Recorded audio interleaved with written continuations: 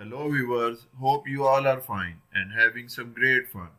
In this video, you are going to learn how to insert comments in Excel. It means that if you want to add some comments about the data in the Excel sheet, you can easily add these comments. Suppose I want to add comments in this cell. So simply I will right click here and here you can see insert comment. So this box will appear. Now you can write whatever you want. Suppose I am writing here subject to verification to remind me sometime later that I will have to verify this age. So if you want to add another comment box, just click here and right click there and you can see insert comment. Click on this and just write there, suppose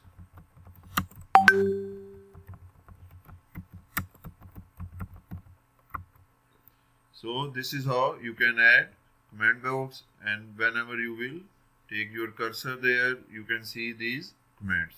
So this is how you can insert comments in Excel.